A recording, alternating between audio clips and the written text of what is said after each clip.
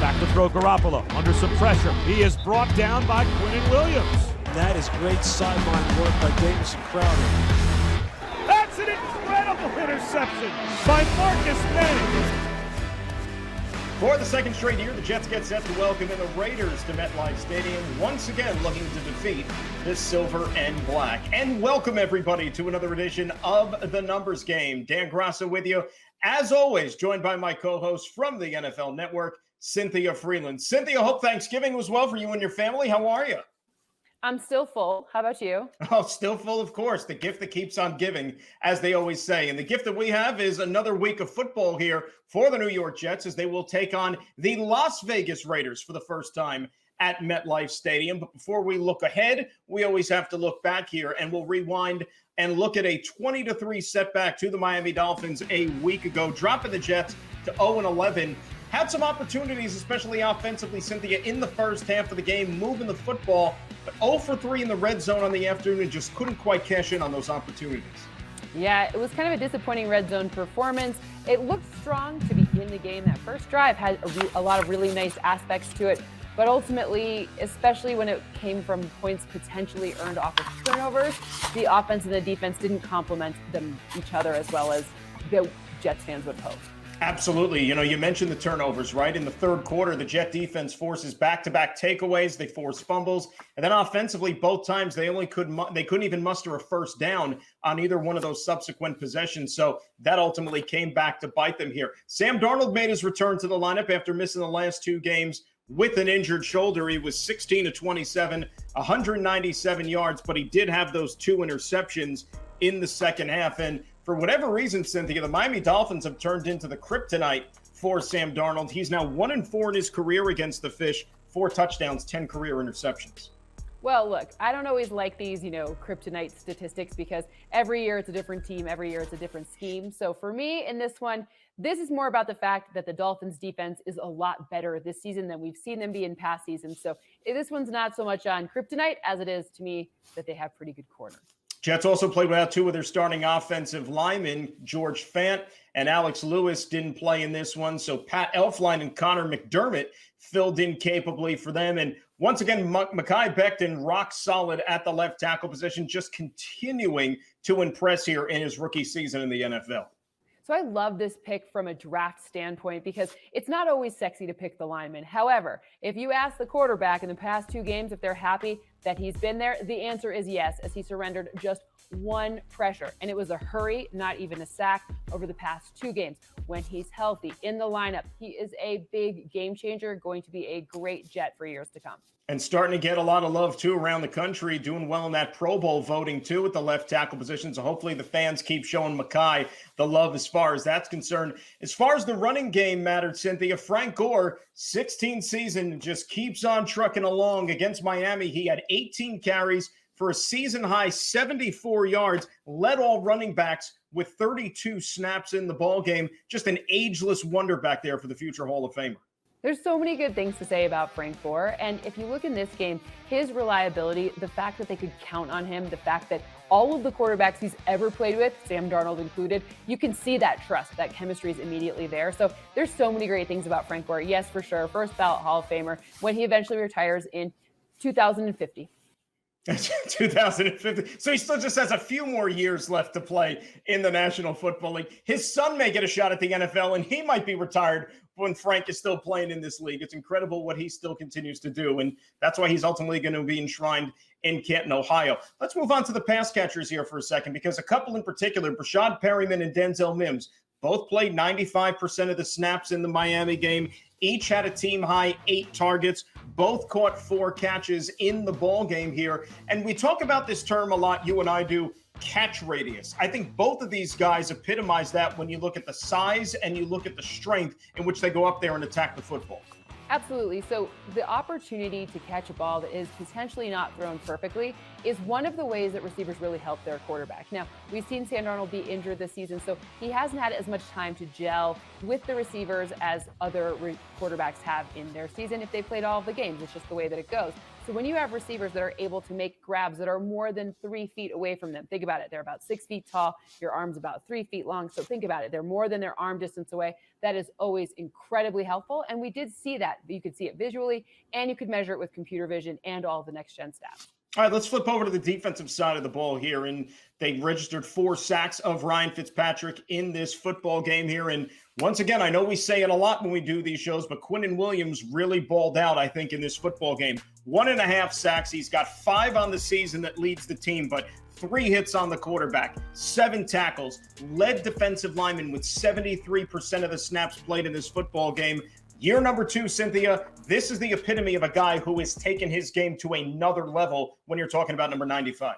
Sure, and not just in the passing game, but also in the run-stopping game. He's been just a wrecker. People don't get by him, and that is extremely important, especially considering where he lines up along the defensive line, right? The closer to the middle you are, the more you're protecting those A-gaps, the ones closer to the center. So for me in this one, when you watch Quinnen Williams and you watch his development, I'm not going to say he's actually in his second season because he hasn't played enough snaps. He was injured. So the trajectory is really great considering how few snaps overall he's played. So yes, it's his second season, but I think once you see him next year, he's going to take a great leap forward as well. You're going to see him and Mekhi Becton. So the trenches are going to be a really big source of strength next season for the Jets.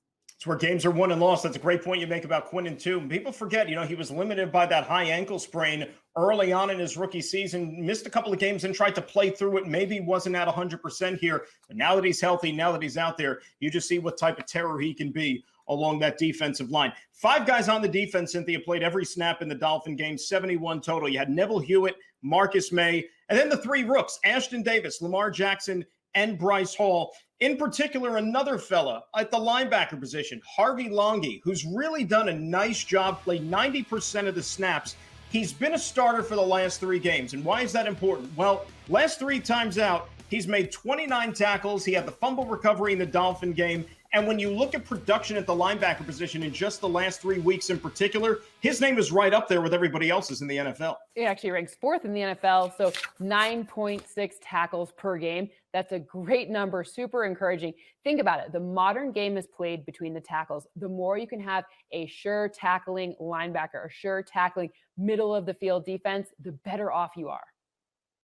Now, it serves as a good lesson, too, really, for anybody. You take advantage of the opportunities that are given to you. Injuries happen. Longy's gotten his chance, and I'm sure a lot of fans know just about what he had to overcome personally. He and his wife were involved in a really nasty car accident a few years back, so it's really nice to see that not only is he healthy and he's thriving, but now he's having an opportunity to contribute and make some plays here for this Jets football team. Bryce Hall, we mentioned his name, the rookie corner, started his second game against Miami, 6 tackles, 1 pass breakup. You're starting to see glimpses here of a guy who might be a permanent solution at one of those cornerback positions. Yeah, the cornerback position is not a source of strength right now for the Jets. So opportunity to grow going forward, making a solid statement this season will help because as free agency approaches, as the draft approaches, that's going to be an area of concern. So if you want to really keep it going, you got to keep it strong. And he's showing that. I also think, and again, low key, not necessarily something you notice because you see corners, you think the passing game. Well, it is a team effort to stop the run as well. And if you look to see how well the Jets have been doing over the past 4 games at stopping the run, 3.05 yards per rush allowed. That's tied for first in the NFL from weeks 8 to 12. Of course, it's only 4 games for the Jets because of the bye, but that's still a very, very strong indicator. And it's not just the front that's doing that. It's also the entire scheme that works together to stop the run. That's a good point you make, too, right? When you look at it collectively with a little bit bigger sample size with the 4 weeks, because last week's game against Miami, yes, the Dolphins ran for, I think it was 104 yards in this football game. Those numbers could get skewed a little bit because you're talking about Ryan Fitzpatrick, who we know he's a mobile quarterback. And there were a couple of occasions where he broke the pocket, gained some rushing yardage. But if you take those numbers out of the mix, Jets had that number down below the 4 yards per carry, which I think any coach, any team would certainly be satisfied with there. All right, so that's enough about last week's game. When we return here on the Numbers Game, we're going to look ahead to this week's opponent. That would be the Las Vegas Raiders. Stick around for more Numbers Game. Welcome to Bet365, the world's favorite sports book. You can bet on football, basketball, baseball, hockey, MMA, and soccer. You can even make a bet while the game is still being played. Yes, you can. But here's the best part. Bet365 is now available in New Jersey.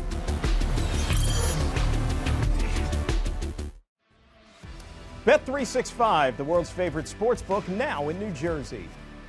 And welcome back to The Numbers Game. Dan Graca alongside Cynthia Frelund of the NFL Network. And Cynthia, let's look at the opponent here coming up for the New York Jets. It'll be the Las Vegas Raiders, who check in with a 6-5 record. And the record is a little bit deceiving here because, yes, they've lost back-to-back games, but that was on the heels of a 3-game winning streak. And if you look at some of their wins this season, well, they knocked off the Kansas City Chiefs in Arrowhead, delivering the only loss of the year to the defending world champs. They also have beaten the New Orleans Saints, one of 2 losses that the Saints have had so far this season. So the Jets know that they are going to be in for a dogfight against what promises to be a very ornery silver and black football team. We've seen good silver and black, and we've also seen the opposite of that. So it depends on which team we're going to see this week, because both indicators, they have indicators going both ways. So it's kind of high risk, high reward on both their offense and their defense. And sure, it paid off against the Chiefs and the Saints, but it also, that was kind of a confounding loss last week against the Falcons, whose defense did not particularly look like one who we would imagine only holding them to 6 points. So I don't know which team we're going to see, but there's lots of numbers to kind of like determine what we could see. Yeah, the Raider defense has allowed 78 points in the last 2 weeks. You mentioned the Falcons game last week, 43-6 setback. Raiders turned the ball over 5 times. They committed 11 penalties for 141 yards. Penalties and Raider football seem to go hand in hand, going back to the glory years, even in the 60s and the 70s. You know, just that Al Davis, just win baby type of mentality there. But specifically with that game last week, I mean, that was as bad statistically as we've seen the Raiders really this season. Yeah, so fewest in terms of points scored at 6.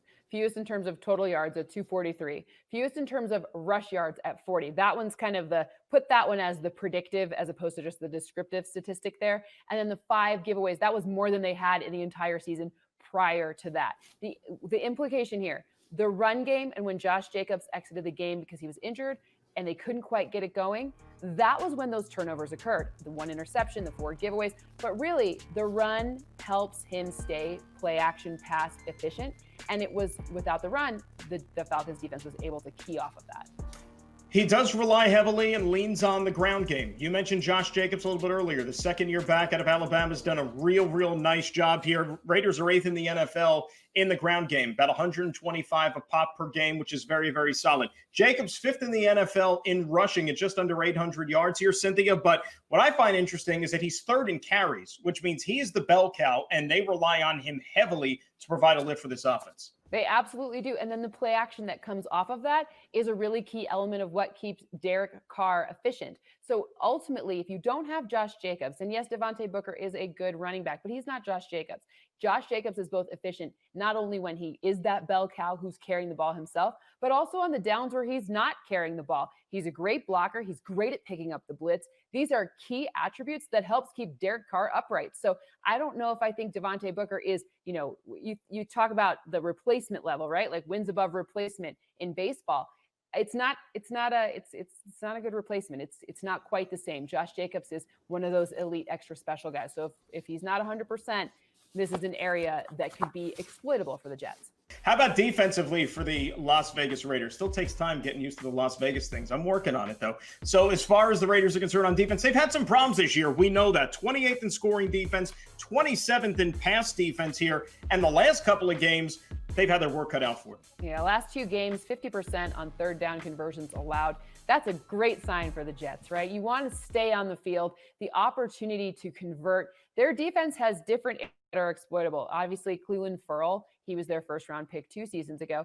When he's not in the game, it makes it a lot easier to run the ball against them and to pass the ball against them. But even when he is in the game, there are other exploitable areas. It just comes down to where and when. Because do stay away from Nick Kwiatkowski, who came over from the Bears this past season. He's kind of their center fielder, their linebacker that does a good job of stopping everything in the. Let's take a quick look at the schedule here before we get out of Dodge, Cynthia. And I can't believe it. After this game, we're going to be entering the final quarter of the season. And 3 out of the last 4 games for the Jets are going to be on the road away from MetLife Stadium. And after this Raiders game, the start of back-to-back trips out to the West Coast to your neck of the woods. First up against the Seattle Seahawks, then the LA Rams. Doesn't get any easier, does it? No, it's two Chagachino lands right there. I mean, obviously, Seattle known for its coffee, and LA where the Chagachino is.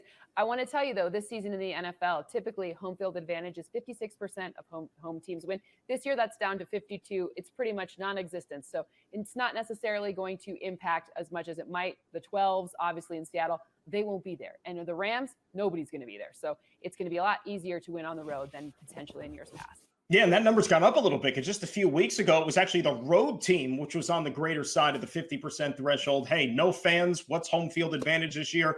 All part of 2020, is it not? Cynthia, great job as always. Look forward to doing it again with you next week. Enjoy the football. You too. For Cynthia Frelund, I'm Dan Graca. This has been another edition of The Numbers Game. Enjoy the game, everybody.